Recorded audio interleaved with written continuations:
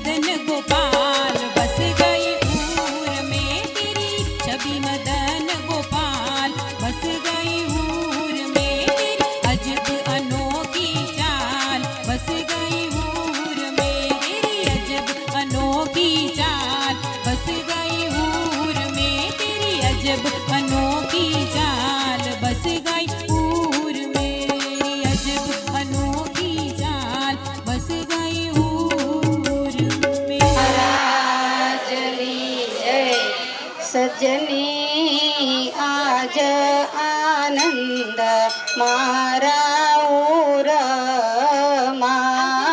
मारा हैया माहर खन मायरे सोहागण सजनी आज तो सोनानो सूरज उगियो सजनी आज तो सोनानो सूरज उगियो सूरज उग्यो धर्म भक्ति ने आंगणे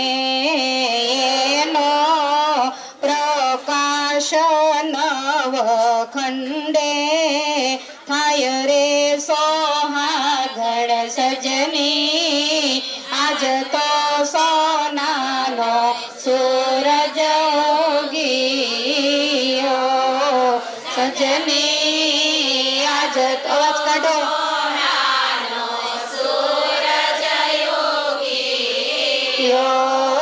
सजनी मोटा कुंवर भक्ति धर्म नाम राम प्रताप जी महाराज रे सोहागण सजनी आज तो सोनानो सूरज उगियो सजनी आज तो सोनानो सूरज उगियो तेना विवाना वाजारूडा वागिया सजना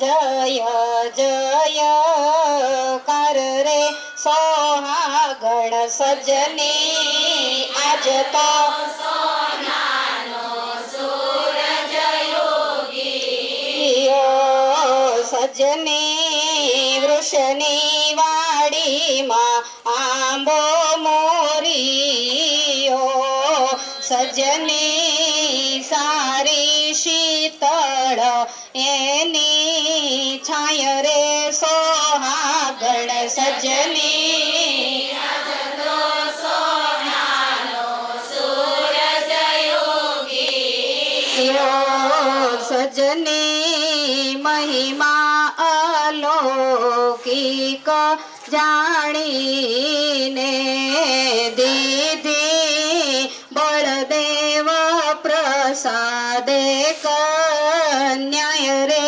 सोहागण सजनी आज तो सोनानो सूरज उगियो सजनी मंगल लगन तर गामथी लखी मेल्यावे वाये तत खेवरे सोहागण सजनी आज तो सोनानो सूरज उगियो लग्न भक्ति माताए वदाविया देव बीड भराणी आस मन रे सोहागण सजनी आज तो सोनानो सूरज उगियो सजनी वरनो नाने रो भाई लाड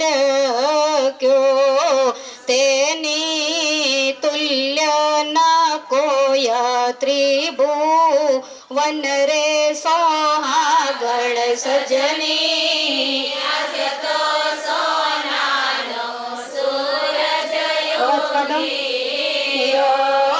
સજની સુવાસિની ના ભાગ્ય શુભણું જેના દિયર બન્યા છે ભગવાન રે સોહાગણ સજની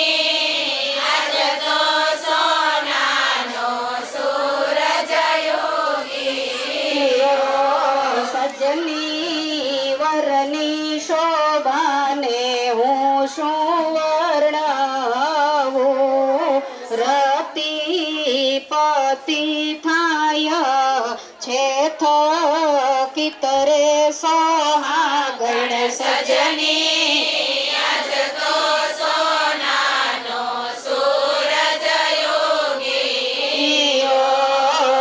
સજની રામ પ્રતાપ તર ગામમાં ચોરી લેશે સુંદરીઓના ચિતરે સોહાગણ સજની આજ તો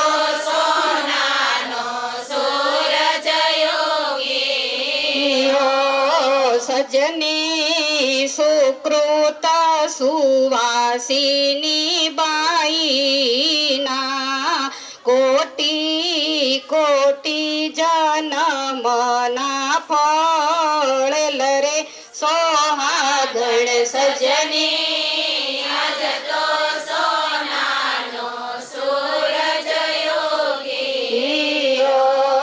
સજની ચરણે ચાલીને ચારે ધામની પોતે પૂર્વે પ્રદક્ષિણા ફરેલ રે સોહાગણ સજની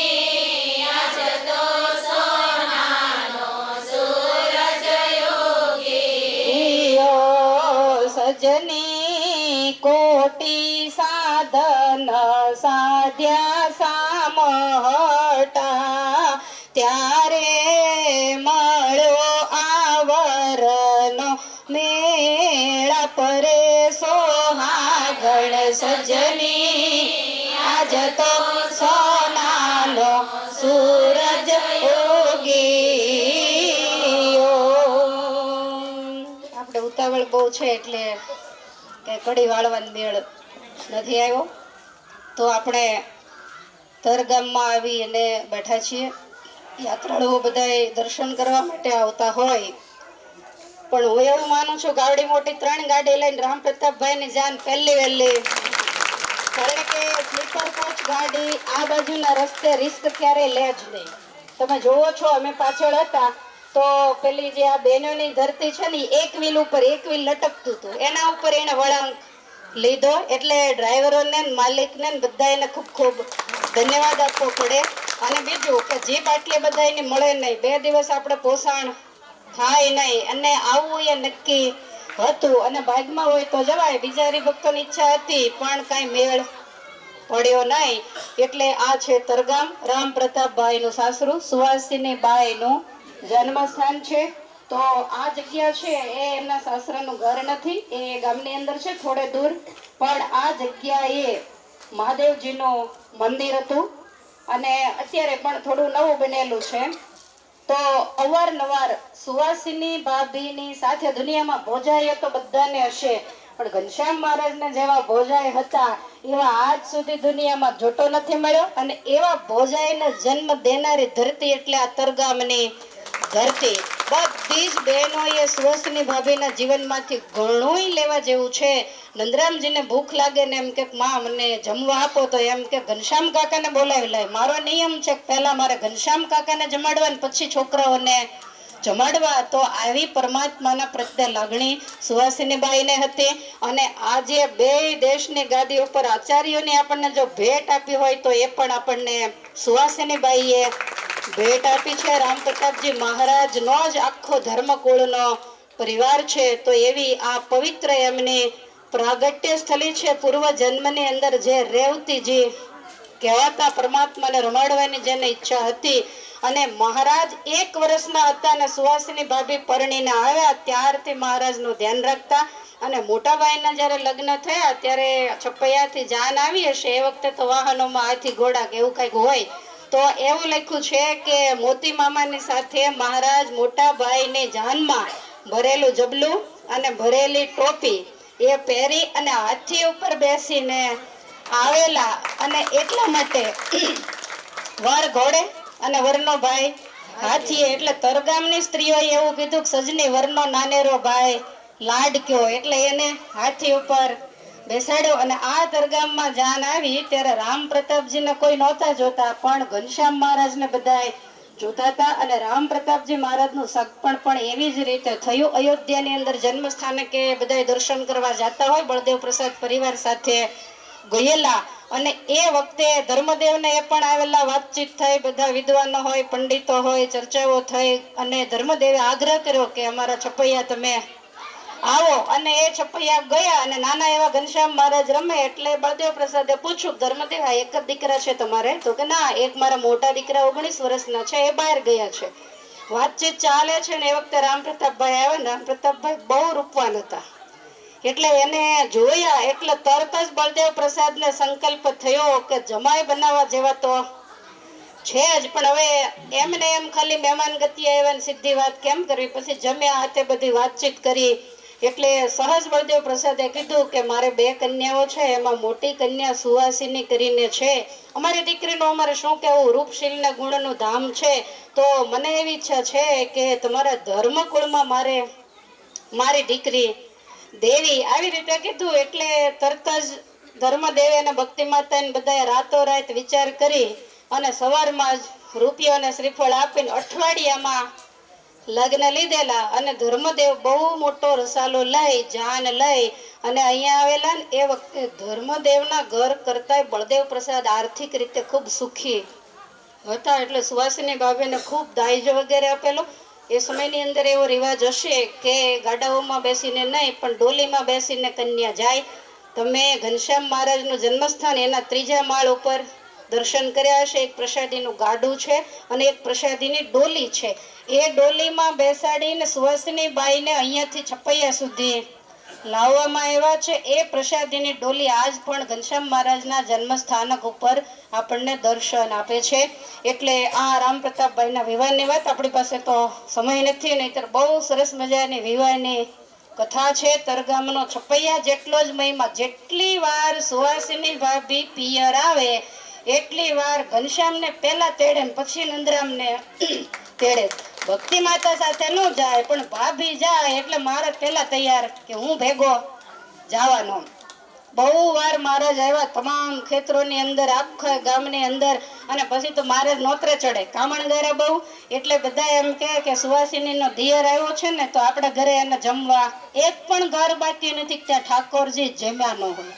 છોકરાઓને બધાને ખૂબ ગમે. મહારાજને વસ્ત્ર અલંકાર બધા ગામના લોકો આપે. સામે મહાદેવ તળાવ છે, બળદેવ પ્રસાદજી હાથી રાખતા. એનો એક મહાવત હતો. તો હાથીને કંઈક ખાવાનું બધું જે આપતા હોય એમાંથી આ વસ્તુ ચોરી લેતો હતો. હાથીને પણ એવી પશુ છે પણ બુદ્ધિશાળી એટલે ખબર પડે. એકવાર આ મહાદેવિયા તળાવમાં એને સ્નાન કરાવવા માટે લઈ ગયા એટલે હાથીને ક્રોધ ચડ્યો ને સૂંઢમાં પકડીને એને આકાશની અંદર ઉછાળ્યો. અને એ વખતે મહારાજ અહીંયા રમતા હશે તળાવને કિનારે ને એને બૂમ પાડી કે ઘનશ્યામ ભૈયા મને બચાવો. અને મહારાજ દિવ્ય સ્વરૂપ ધારણ કરી તળાવની અંદરથી એ મહાવતને બચાવ્યો. પછી ચોરી ન કરવી, અણહકનું કોઈના ભાગનું લઈ ન લેવું, આવી બધી વાત મહારાજે એ મહાવતને સમજાવી. એ સામેનું મહાદેવી તળાવ અને અહીંયા મહાદેવજી હતા એટલે એને મહાદેવી તળાવ કહેવાય છે. રામ પ્રતાપજી મહારાજ મોટા ને મહારાજ એટલા બધા નાના, પણ છતાં 2 ભાઈને ભેગું રહેવાનું વધારે હોય. તો રામ પ્રતાપજી મહારાજ એમના શાળા જનકરામ હતા, લક્ષ્મી પ્રસાદ હતા, એ બધા એના સાથે લઈને સોમવાર હોય તો શંકર ભગવાનને અહીંયા જળ ચડાવવા માટે આવે. એટલે મહારાજ પાછળ દોડે. રામ પ્રતાપભાઈ ના પાડે કે મારા મોટા મોટાની સાથે તમે બરોબર લાગતા એટલે તમે છોકરાઓ સાથે રમો, પણ આ કઈ રમે નહીં. એટલે એક દિવસ એમને ભૂલવી અને આ બધા જળની લોટીઓ લઈને મહાદેવજીને અહીંયા ચડાવવા માટે આવ્યા. મહારાજને ખબર પડી. મહારાજ કે ભલે જાય. પછી મહારાજ પાછળથી લોટી લઈને આવ્યા અને મંદિરમાં હમણાં કેમ તમારે ભીડ થઈ એમ એવું કંઈક વાર હોય ત્યારે શિવજીની ઉપાસના બ્રાહ્મણો બધા ભીડ હતી એટલે રામ પ્રતાપભાઈ, જનકરામ, લક્ષ્મીરામ બધાય મંદિરની અંદર ગયા તો બધાયને હનુમાનજી દેખાણા. એટલે બધા વિચાર કરે કે આ લોટી લઈને આવ્યા, રોજ આપણે દૂધ ને જળ ચડાવીએ અને આવું કેમ? એટલે બધાય તો વિચારમાં એકબીજાની સામે જોવા માંડ્યા અને એ વખતે મહારાજ આવ્યા. મહારાજ કે મોટા ભાઈ જળ ચડાવી દીધું હોય તો બહાર નીકળો ને અમારો વારો આવવા દો. રામ પ્રતાપભાઈ કે પણ અહીંયા શંકર જ નથી, અહીંયા તો હનુમાનજી છે. મહારાજ કે તમે આટલા મોટા ને તમારા સાસરાનું ગામ ને અહીં મારે તમારું અપમાન કરવું એ બરોબર? આ મને મહાદેવજી દેખાય છે ને? ગામના બધાને કીધું તો રામ પ્રતાપભાઈ સિવાય બધાને મહાદેવજી દેખાય અને એને એકને હનુમાનજી દેખાય. મહારાજ વારે વારે કે જળ ચડાવો તો કે આને તો તેલ હોય, જળ ન હોય. અને પછી મોટા ભાઈએ માફી માંગી ત્યારે એમને મહાદેવજી દેખાણા. મહારાજ કે તમે ભલે આમ ઉંમરમાં મોટા પણ અમે ભગવાન છીએ, અમને મૂકીને અમને છેતરીને તમે આવ્યા એટલે એ અહીંયા શિવજીનું એટલે આ તળાવને મહાદેવી તળાવ કહેવામાં આવે છે. તો બહુ તરગામની અંદર વિચરી હરિલામૃત વાંચશો તો એની અંદર ખૂબ તરગામની લીલાઓ છે. તો આવું પરમ પવિત્ર જે સ્થાન છે અયોધ્યા પ્રસાદજી મહારાજ વગેરેનું પણ જન્મસ્થાન આજ હશે, નંદરામભાઈ વગેરેનું. તો આવા પવિત્ર સ્થાનની અંદર ઘણા સમયે તમે છપૈયા તો ઘણી વાર આવો પણ અહીંયા તમને કોઈ રિસ્ક લઈને લાવે નહીં. પણ આપણે પદયાત્રા નિમિત્તે જ્યારે આવ્યા છીએ ત્યારે આપણને તરગામની પવિત્ર ધરતી જે ભગવાનની ચરણરજ અને રમણ રહેતી છે તો દાખલો ઘણો પડ્યો પણ એના આપણને દર્શન થયા છે. તો વારંવાર આપણે ભગવાનને એવી પ્રાર્થના કરીએ કે સુવાસિનીબાઈ જેવા સદગુણો એ આપણા જીવનની અંદર પણ આવે, એને જેવા ભગવાન વાલા હતા એવા આપણને પણ ભગવાન વાલા બને એવી ભગવાનના ચરણમાં આજના પવિત્ર દિવસે આ તરગામની ધરતી ઉપર પ્રાર્થના કરીએ. બધાયને ભાવથી જય સ્વામિનારાયણ. હવે જે સુવાસિનીબાઈ